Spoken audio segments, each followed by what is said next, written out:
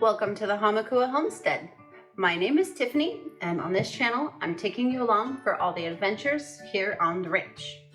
Today, I am addressing a question. A lot of times I get questions from my friends as to why I can as much as I do. Well, aside from the fact that it's addicting and I really enjoy it. But I just got home from work and I don't feel like cooking. So, what better way than to use my canned goods? So I figured I'd take you guys along, show you an example as to why I can as much as I do. I have a couple pints of pumpkin here. I have a quart of lamb meat from our land, which is awesome. And so I figured, why not whip up a quick curry? It's super easy. So I want to take you guys along, show you an example as to why I can as much as I do.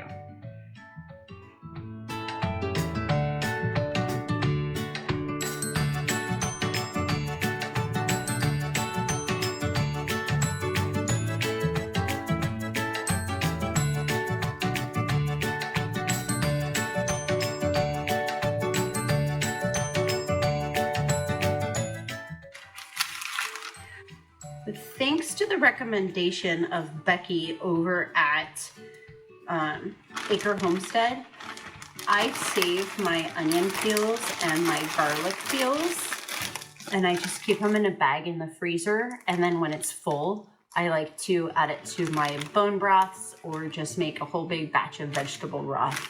Awesome. So I just cut up the onion and I've got the garlic. I'm going to use this rendered down beef tallow. Turn on our flame and get these onions and garlic going. Super easy. A little bit.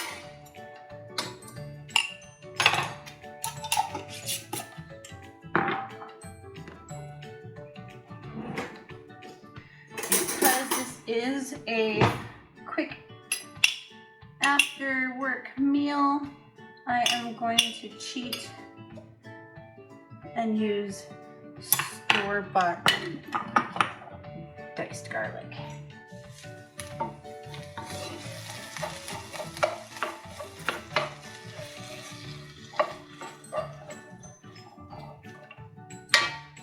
Gotta have some salt.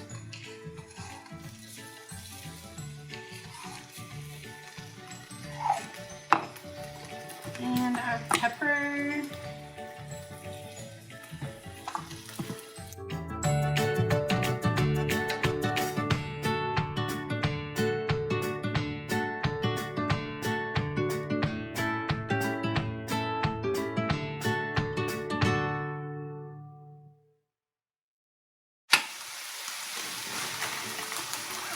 Put that right back in our bag along with our onions and garlic peels for our future soup.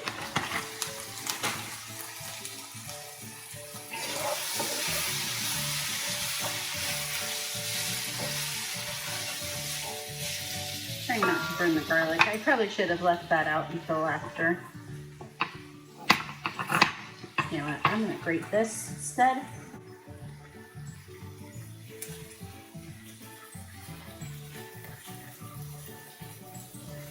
About a tablespoon of ginger, maybe a little bit more.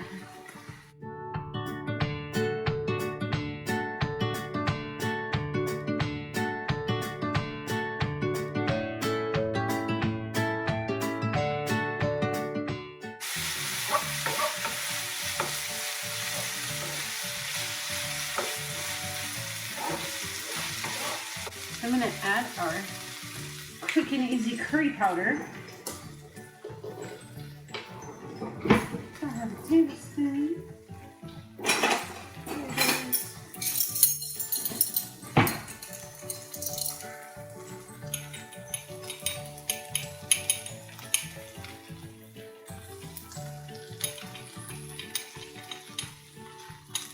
lot of times when I'm trying to make curry, I really do prefer to roast the herbs separately beforehand, but we're going with a quick and easy after work meal today, so this is the way we're going. It's going to be delicious. So we're gonna let these cook a little bit longer. All right, so while our onions were cooking down, I put on a pot of rice over here because I don't eat rice, but everybody else up here does, so it's necessary. I'm gonna go ahead and put in our pumpkin. I'm not going off of any actual recipe.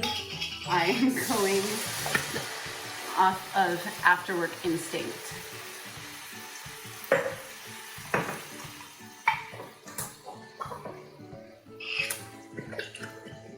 These are two different types of pumpkin that I'm putting in here. And I have a feeling we will have plenty of leftovers for tomorrow as well, because it's actually looking like a lot. So, that's good.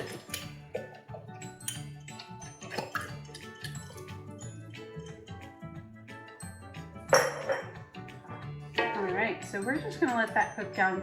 The pumpkin chunks are still pretty sturdy after the pressure canning process. So that's just gonna cook down for a little while with the spices. I'm gonna add a couple more spices right now, just for fun. It's not necessary. This is supposed to be throw it in the pot and be done and it's easy. But I just happen to have a couple of spices, so I just wanted to show you what we can do. We've got coriander here. I'm gonna go ahead and put in a tablespoon of that because this is actually gonna be quite a large batch, larger than I was intending. This is ground coriander. I'm gonna put in a tablespoon of turmeric, which might not be necessary because it's probably already in the curry mix that I put in already with the onions, but it's super beneficial, so why not? And to add a little bit of kick, I'm gonna put in a tablespoon of cayenne pepper. Just for fun. Give that a nice stir, get all the spices all mixed, and let it simmer for a little while to get these chunks a little softer. These pumpkin chunks are, I'm actually quite surprised, pleasantly surprised at how well the pumpkin held up throughout the pressure canning process, because that does stay in the pressure canner for quite a long time. I want to say it was like 90 minutes for quarts or something like that. So we're going to let this simmer for a little while. Okay, so our pumpkin has been simmering for a little while now, and while I was waiting for it to simmer, I remembered that I have bok choy growing in the garden. So I went and grabbed a bundle of that just to throw some greens in there. Nobody will notice. It'll be wonderful. I got the seeds for this bok choy from Baker Creek, and they grew amazing. I love it. You can throw that in anything. This one's the purple bok choy. Okay, so that's in there. I'm gonna go ahead and add our broth. That is going to simmer for a lot longer, and a lot of that moisture is going to come out of there. So I'm gonna go ahead and add our lamb as well, which you can tell is super fatty and wonderful.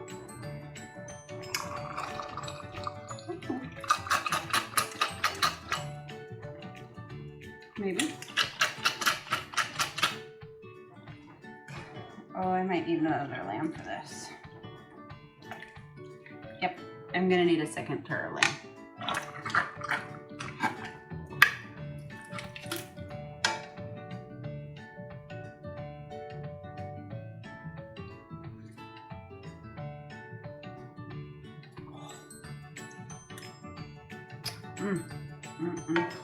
That is super flavorful. All right, as easy as that was, now I'm going to go sit down for a minute, relax after work, let this come to a simmer, let it simmer for a little bit, let a lot of that moisture come out, and then it'll be ready to put on top of our rice or whatever else. But today, it's rice. Okay, you guys, so our simple after work curry that we were working on has been simmering for about 20 minutes or so. A lot of the moisture has come out of it, and now it just looks like an amazing curry. We're gonna put it on top of rice, and it looks amazing. Yes. So I just wanted to pop on here and show you guys how easy it is to use the things that you can on a regular basis to make a super easy, wonderful meal.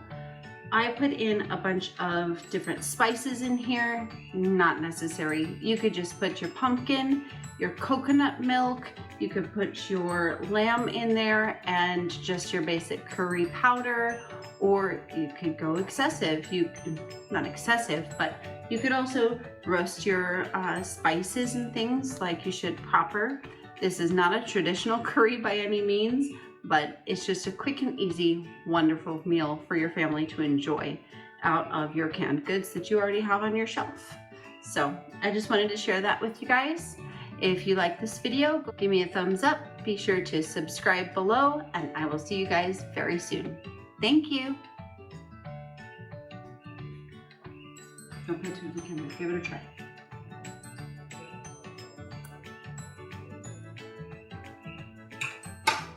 What do you think? I'm on camera. Cute. Well, it's good. I'm on camera.